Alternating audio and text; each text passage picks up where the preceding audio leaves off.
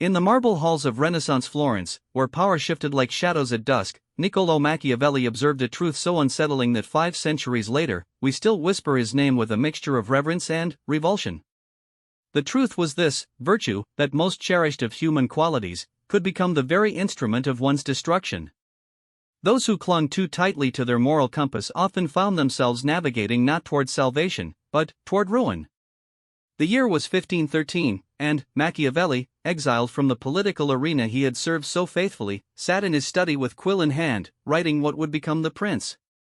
Around him, the Italian peninsula writhed in chaos, city-states fell, princes rose and crumbled, and the common people suffered under the weight of endless wars. Yet through this tumult, certain patterns emerged, patterns that revealed the dangerous paradox at the heart of human nature. Consider the fate of Pier Soderini, the man Machiavelli had served as chief secretary. Soderini possessed every virtue a leader should have: honesty, loyalty, compassion for his people, unwavering moral principles. He governed the Florentine Republic with integrity that would have made Cicero weep with admiration. Yet it was precisely these virtues that sealed his doom. When the Medici family returned to power in 1512, supported by Spanish armies, Soderini's moral rigidity prevented him from taking the ruthless actions necessary for survival. He could not bring himself to eliminate his enemies when they were vulnerable, could not sacrifice his principles for expedient alliances, could not adapt his noble nature to the brutal realities of power politics. The result was predictable to Machiavelli's cold eye: Soderini was overthrown not despite his virtues, but because of them. His enemies, unburdened by such moral constraints, exploited his predictable goodness with surgical precision. They knew he would hesitate where they would strike, negotiate where they would deceive, forgive where they would destroy. His virtue became a map his enemies used to navigate his destruction. This observation crystallized into what Machiavelli would later articulate as the fundamental disconnect between how we ought to live and how we must live to survive. The gap between these two realities, the moral ideal and the practical necessity, creates a vulnerability that the unscrupulous can exploit with devastating efficiency. The virtuous man announces his intentions through his character; the cunning man conceals his through calculated deception. But Machiavelli's insight went deeper than mere political maneuvering. He recognized that this vulnerability stemmed from something more fundamental: the refusal to acknowledge and master one's own weaknesses. The truly dangerous individual was not the one who possessed virtue, but the one who had learned to transcend the limitations that virtue could impose. This person had achieved what Machiavelli saw as the highest form of strength: the ability to be virtuous when virtue served one's purposes and ruthless when circumstances demanded it. The weak self, in Machiavelli's understanding, was the self trapped by rigid adherence to any single mode of being. Whether that rigidity manifested as uncompromising virtue or unthinking vice mattered little; both were forms of weakness because both made one predictable. The strong self was fluid, adaptable, capable of embodying whatever qualities the situation demanded while remaining fundamentally uncompromised at its core. This truth echoed through the corridors of power long before Machiavelli gave it voice. Julius Caesar understood it when he crossed the Rubicon, abandoning the legal constraints that had defined his career to seize power directly. Alexander the Great embodied it when he adopted the customs and dress of conquered peoples, appearing to his enemies and allies alike as whatever they needed him to be. Even Jesus of Nazareth demonstrated this principle when he drove the money changers from the temple with violence, abandoning his usual message of forgiveness for calculated righteous anger. The pattern repeated itself in Machiavelli's own time with figures like Cesare Borgia, whom he studied with fascination. Borgia possessed neither Soderini's moral purity nor his enemy's simple cruelty. Instead, he demonstrated a chameleon-like ability to embody whatever qualities the moment required. He could be generous or miserly, merciful or ruthless, honest or deceptive, depending on which approach would best serve his ultimate objectives. This flexibility made him impossible to predict and, therefore, impossible to outmaneuver using conventional tactics. The genius of Borgia's approach lay not in abandoning virtue entirely, but in refusing to be constrained by it.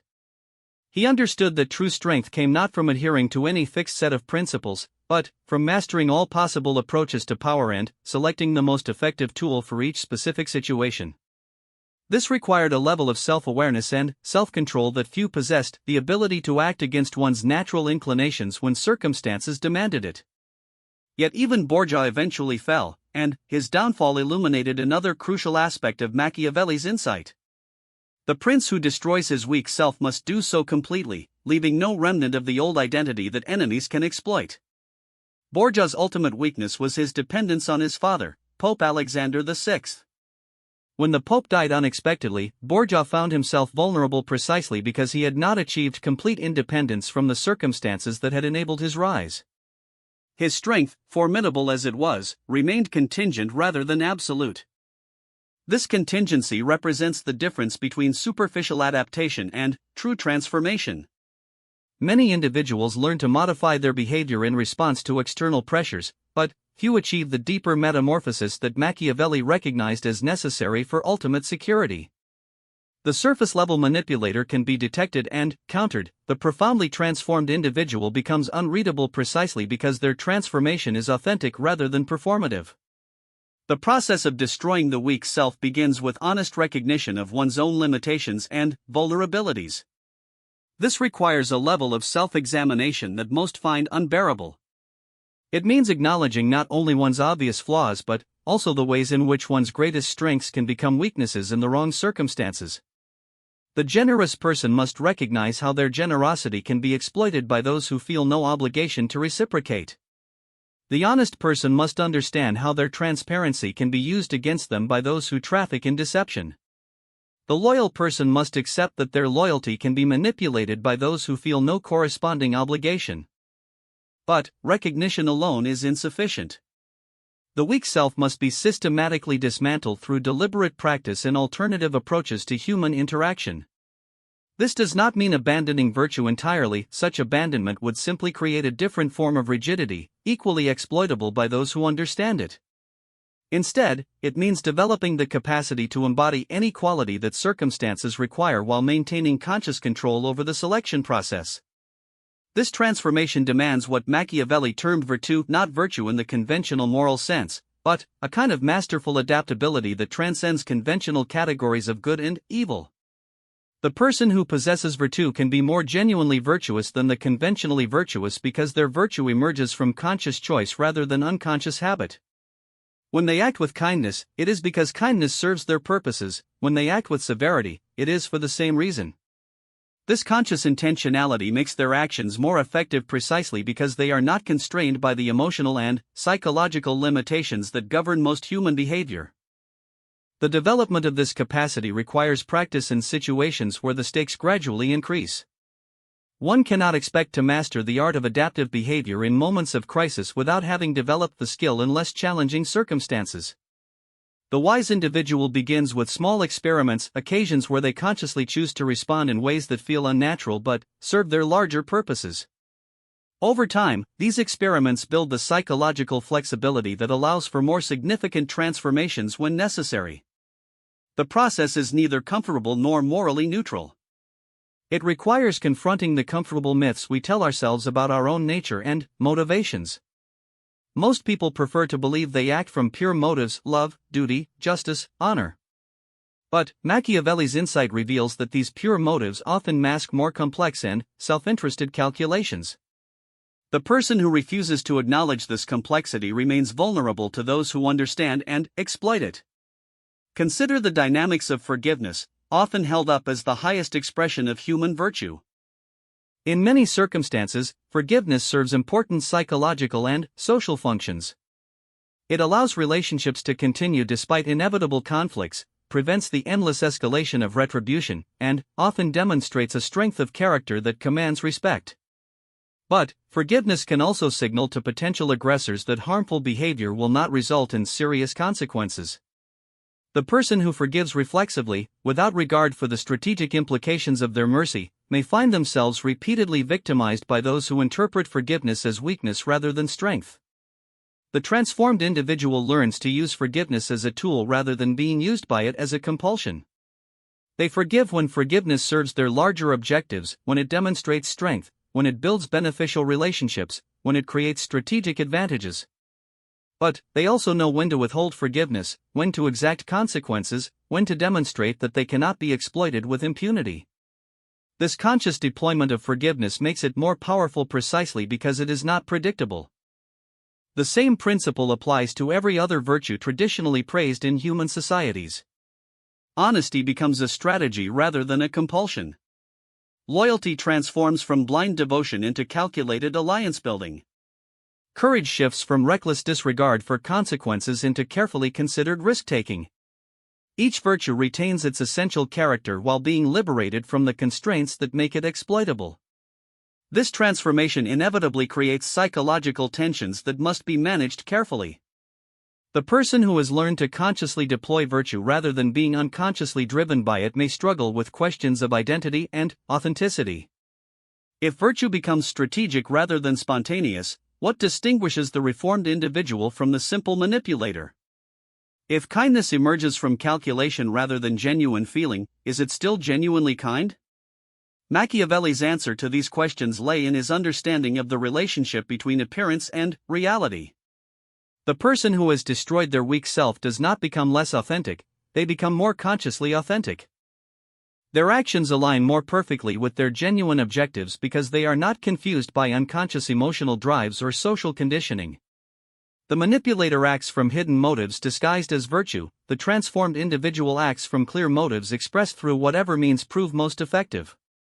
The distinction is subtle but crucial. The manipulator uses the appearance of virtue to mask ignoble purposes.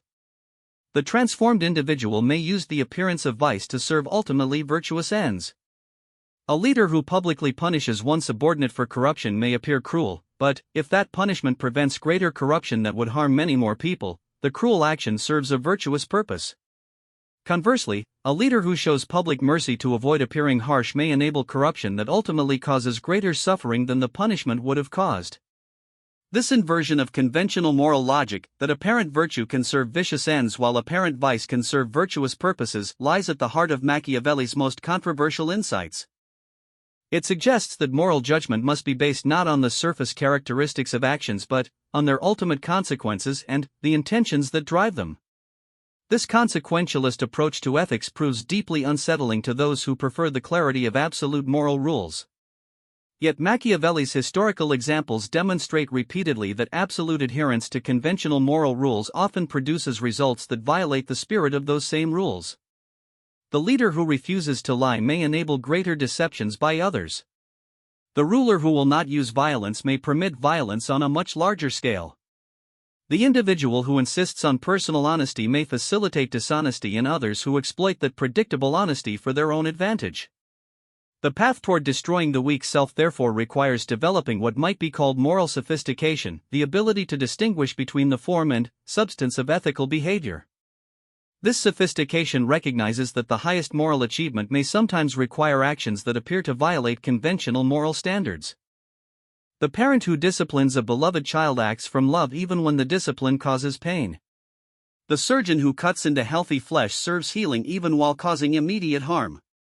The leader who makes difficult decisions that disappoint supporters may serve their genuine interests more faithfully than the leader who tells them what they want to hear. But this moral sophistication can only develop within a framework of genuine commitment to worthy ultimate objectives.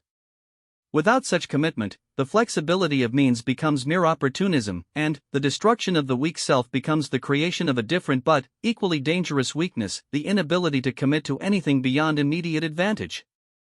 Machiavelli understood that the truly powerful individual must have something worth the exercise of power, some vision or purpose that transcends personal aggrandizement.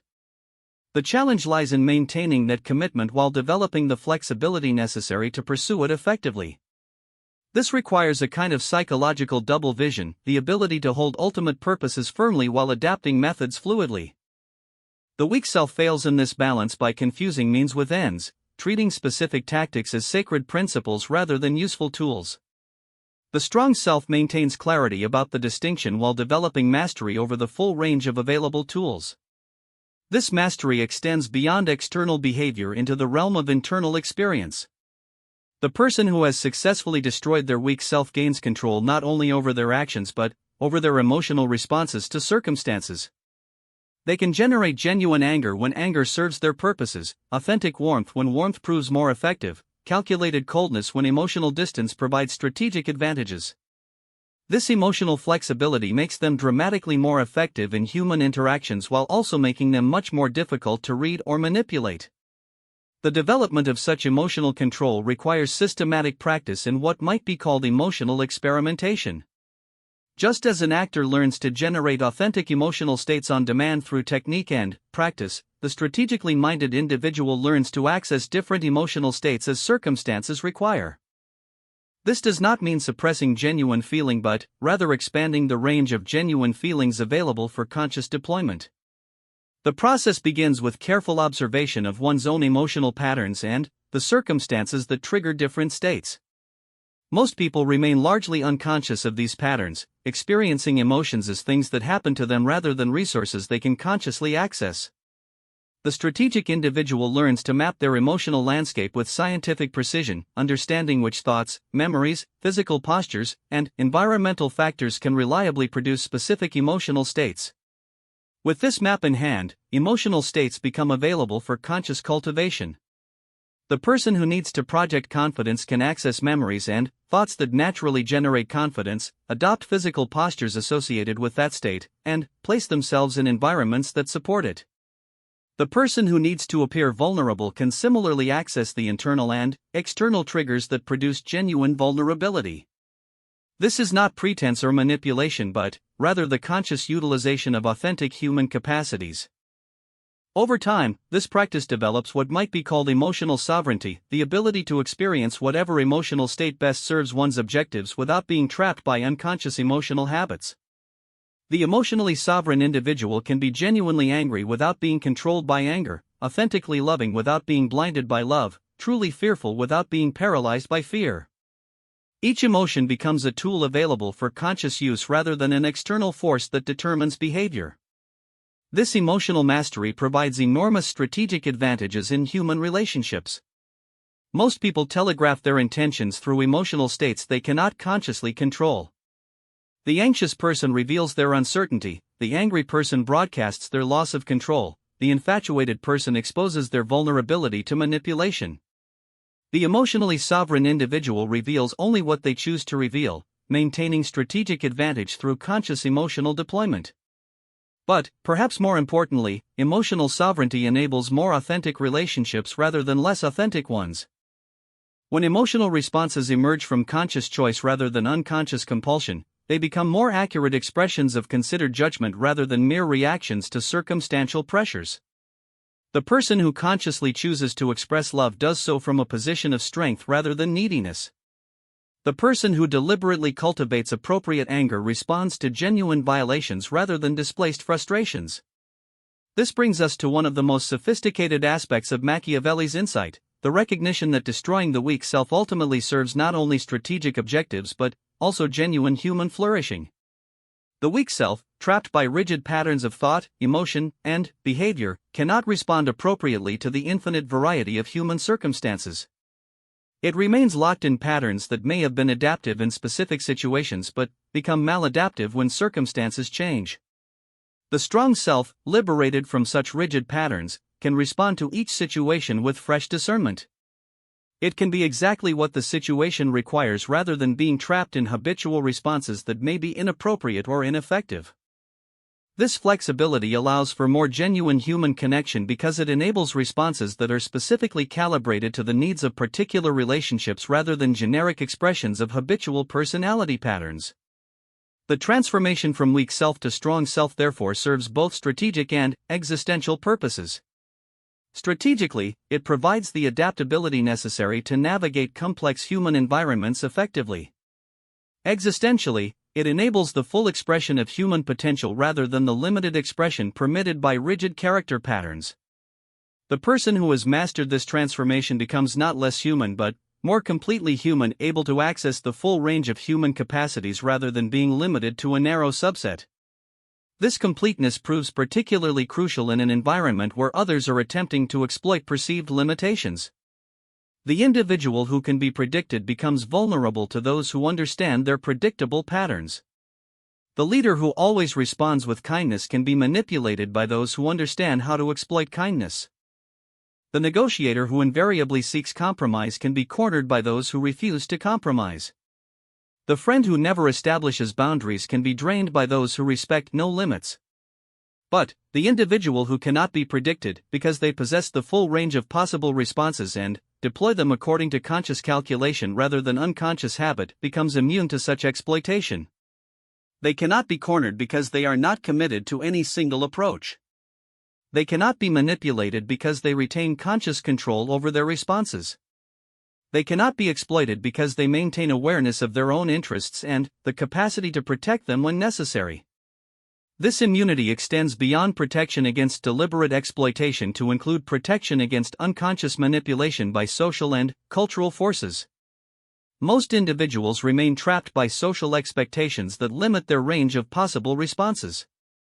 They behave in ways designed to gain approval, avoid disapproval, maintain social standing, or conform to cultural norms rather than in ways that serve their genuine interests and objectives. The person who has destroyed their weak self gains freedom from such social programming. They can choose to conform when conformity serves their purposes and rebel when rebellion proves more effective. They can seek approval when approval provides strategic advantages and disregard disapproval when it serves no useful function.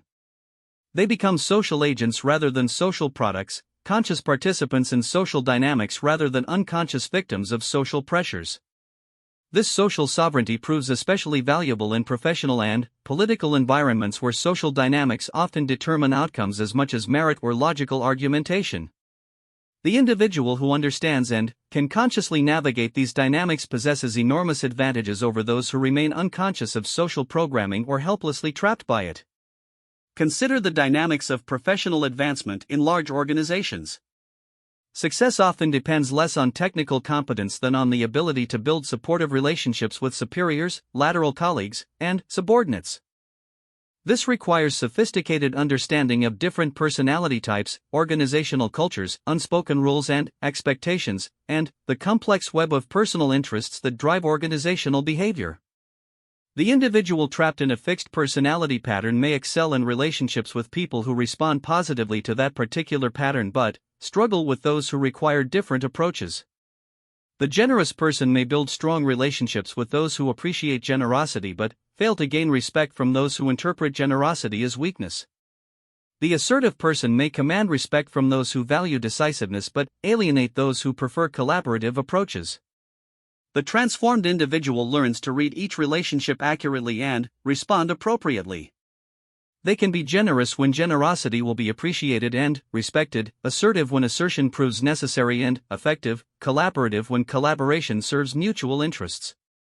This adaptability allows them to build stronger and more productive relationships across a wider range of personality types and organizational contexts. But this professional and political effectiveness emerges from a deeper psychological transformation that affects every aspect of human experience. The destruction of the weak self requires confronting and integrating aspects of human nature that most people prefer to deny or suppress. This integration process often proves painful because it requires acknowledging uncomfortable truths about one's own motivations and capabilities. Most people maintain psychological equilibrium by dividing human nature into acceptable and unacceptable aspects, then identifying themselves with the acceptable aspects while projecting the unacceptable aspects onto others. They see themselves as kind, rational, honest, and well-intentioned while viewing others, especially those who threaten or oppose them, as cruel, irrational, deceptive, and malevolent. This psychological splitting creates the very vulnerabilities that others can exploit. The person who cannot acknowledge their own capacity for cruelty remains vulnerable to those who can manipulate their kindness. The person who cannot recognize their own irrationality can be led astray by those who understand how to trigger irrational responses. The person who refuses to admit their own capacity for deception can be deceived by those who understand their psychological blind spots. The process of destroying the weak self requires owning and integrating these disavowed aspects of human nature. This does not mean acting on every impulse or abandoning moral standards, but rather acknowledging the full spectrum of human psychological capacity and learning to deploy different aspects consciously rather than being unconsciously controlled by them. The individual who has completed this integration gains access to psychological resources that remain unavailable to those who maintain strict internal divisions. They can access anger when anger serves their purposes without being controlled by anger. They can utilize calculation and strategic thinking without being trapped by purely selfish considerations. They can employ deception when necessary without losing their capacity for genuine honesty. They can be ruthless when ruthlessness proves appropriate without sacrificing their ability to show genuine mercy. This psychological wholeness enables responses that are both more effective and more authentic because they emerge from conscious choice rather than unconscious reaction. The integrated individual can be precisely what each situation requires rather than being limited to the narrow range of responses permitted by a split psychological structure. The integration process typically requires guidance from someone who has completed similar psychological work, whether through formal therapeutic relationships, mentoring arrangements, or careful study of historical figures who demonstrate such integration. Most individuals cannot complete this transformation in isolation because the psychological defenses that maintain splitting are too strong to overcome through pure self-examination. The guidance process involves systematic examination of one's own psychological patterns, exploration of disavowed aspects of personality through careful experimentation in controlled circumstances, and gradual expansion of conscious control over previously unconscious processes. This work proves challenging because it requires temporarily destabilizing psychological patterns that provide comfort and security, even when those patterns ultimately limit effectiveness and authenticity. But the rewards of successful integration extend far beyond strategic advantages in human relationships. The psychologically integrated individual gains access to the full range of human experience rather than remaining trapped in narrow bands of acceptable feeling and behavior. They can experience genuine joy without being naive about human nature, appropriate sadness without being overwhelmed by depression, healthy anger without being controlled by rage, natural sexual attraction without being driven by compulsion. This expanded range of experience enables deeper appreciation of human complexity and, therefore, more accurate judgment about human motivations and likely behavior. The person who has acknowledged and integrated their own capacity for both noble and ignoble behavior can read others more accurately because they recognize the full spectrum of human possibility rather than seeing only the aspects they find psychologically comfortable. Such accurate reading of human nature provides enormous advantages in every domain of human interaction. The parent who understands both loving and aggressive impulses in children can respond more appropriately to complex childhood behavior. The friend who recognizes both loyalty and betrayal as human possibilities can build more realistic and, therefore, more durable friendships. The leader who acknowledges both noble and selfish motivations in followers can design more effective systems of motivation and accountability. But, perhaps most importantly, the integrated individual becomes capable of genuine moral choice rather than mere moral reaction. When kindness emerges from conscious decision rather than unconscious compulsion, it carries more weight precisely because it represents a choice among available alternatives rather than the only response the person could generate. When honesty results from strategic calculation rather than inability to deceive, it demonstrates greater respect for the recipient because it represents a deliberate gift rather than an unconscious limitation. This transformation of virtue from compulsion to choice represents the deepest level of Machiavelli's insight about destroying the weak self. The weak self remains trapped by its virtues as surely as by its vices, unable to respond flexibly to changing circumstances because it cannot step outside its habitual patterns. The strong self makes conscious choices about when and how to express different aspects of human nature, including traditionally virtuous aspects. The result is virtue that serves genuine moral purposes rather than virtue that merely provides psychological comfort to the virtuous person. The integrated individual can be more truly kind because their kindness is strategic rather than compulsive. They can be more genuinely honest because their honesty emerges from conscious assessment rather than unconscious habit. They can be more authentically courageous because their courage results from calculated risk assessment rather than mere recklessness or inability to recognize danger. This strategic deployment of virtue requires sophisticated understanding of the relationship between intention and consequence in moral action. The conventionally virtuous person often focuses primarily on the purity of their intentions, taking comfort in the knowledge that they meant well regardless of the actual outcomes of their actions. The strategically virtuous person maintains primary focus on achieving genuinely beneficial outcomes, adapting their methods and even their intentions as necessary to serve those outcomes effectively. This outcome-focused approach to virtue often requires actions that appear less virtuous to those who judge primarily by intention and adherence to conventional moral rules. The leader who occasionally lies to prevent greater harm may appear less honest than the leader who always tells the truth regardless of consequences. The parent who sometimes uses harsh discipline may appear less loving than the parent who never causes a child distress. The friend who sometimes refuses requests for help may appear less generous than the friend who always says yes regardless of their capacity to deliver meaningful assistance. But, from the perspective of ultimate consequences and genuine service to others' well-being, the strategically virtuous person often proves more truly virtuous than the conventionally virtuous person. Their virtue serves actual human needs rather than merely satisfying psychological requirements for moral self-approval. Their goodness produces good results rather than merely good feelings about their own character. This distinction between virtue that serves the virtuous person and virtue that serves genuine moral purposes represents one of the most challenging aspects of destroying the weak self. It requires abandoning the psychological comfort that comes from simple adherence to moral rules in favor of the more demanding task of achieving genuinely beneficial outcomes through whatever means prove most effective. The person who successfully makes this transition gains access to a form of moral power unavailable to those who remain trapped by conventional virtue. They become capable of preventing genuine evil rather than merely avoiding personal participation in obvious forms of wrongdoing. They can protect others from harm rather than simply maintaining their own moral purity. They can build institutions and relationships that serve human flourishing rather than merely expressing their own good intentions. This moral effectiveness requires developing sophisticated judgment about the complex relationships between means and ends in specific historical circumstances.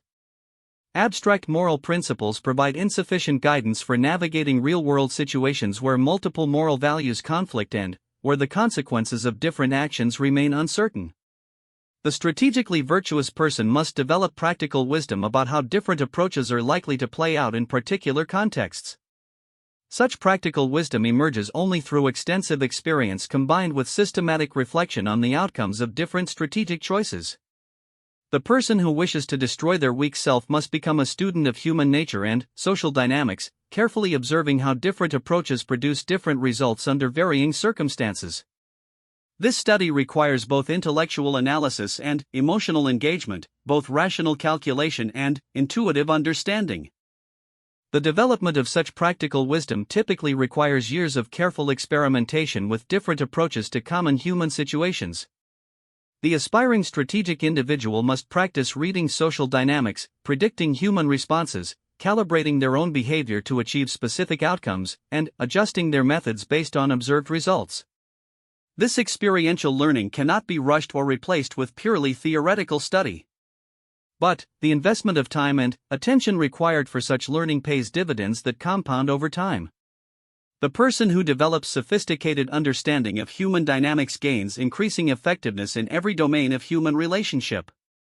Their personal relationships become more satisfying because they can respond more appropriately to others' genuine needs rather than imposing their own habitual patterns. Their professional relationships become more productive because they can motivate and guide others more effectively.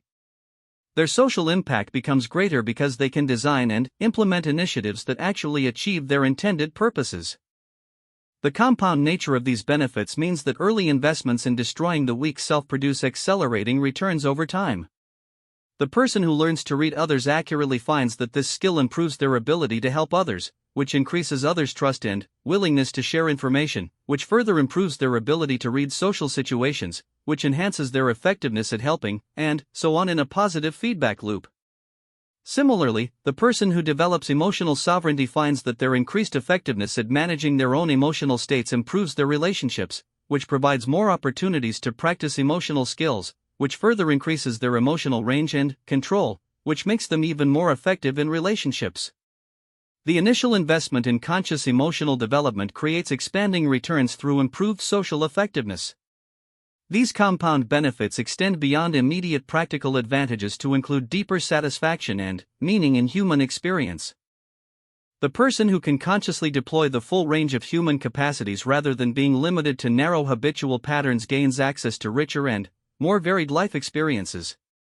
They can appreciate the full spectrum of human emotion, engage meaningfully with diverse types of people, respond appropriately to different kinds of situations, and pursue multiple forms of fulfillment rather than being trapped in single approaches to satisfaction.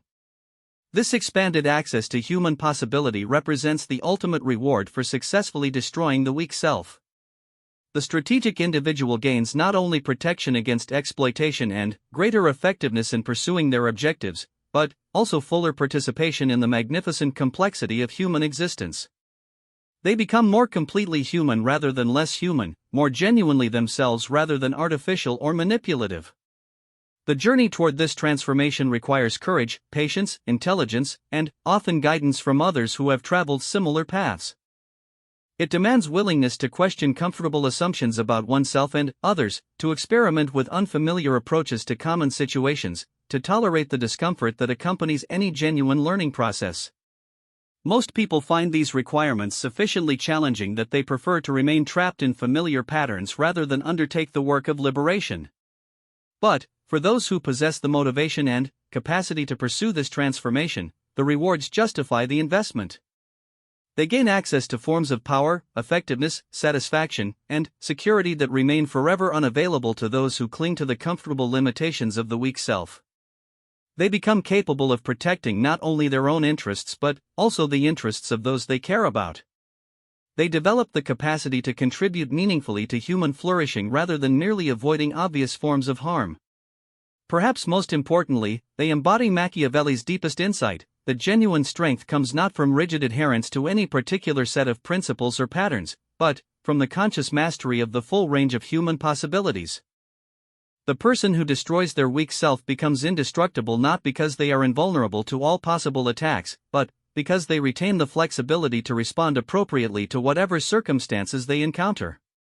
In a world where virtue can be weaponized against the virtuous, where kindness can be exploited by the cruel, where honesty can be manipulated by the deceptive, this flexibility provides the only reliable form of security. The person who cannot be predicted cannot be outmaneuvered.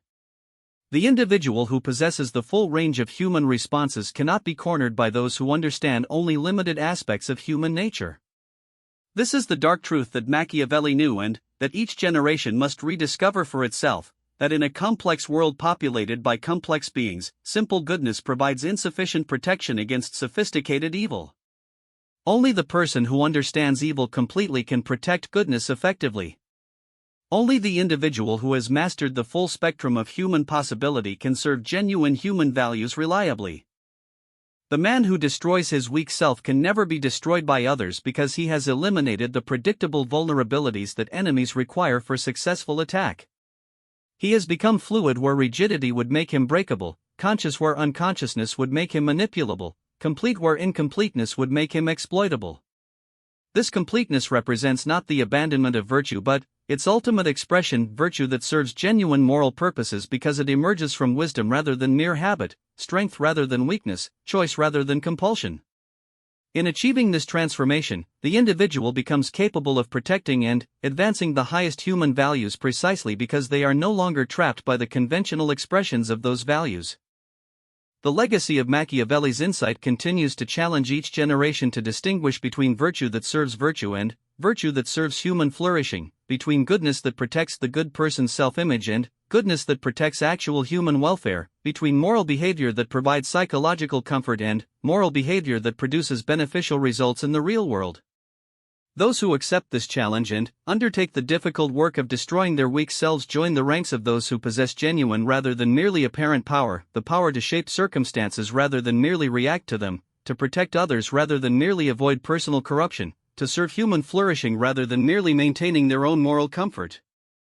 In the end, Machiavelli's dark truth reveals itself to be a liberating truth, that human beings need not remain trapped by the limitations of conventional virtue, that they can develop the sophisticated moral intelligence necessary to serve genuine good in a complex world, that they can become worthy of the power required to protect and advance what they value most deeply. The destruction of the weak self is therefore not a loss but a gain, the gain of authentic strength, genuine effectiveness, and the capacity to serve human flourishing in its highest and most complete expressions. For those who possess the courage to undertake this transformation, the reward is nothing less than the full realization of human potential in service of human good.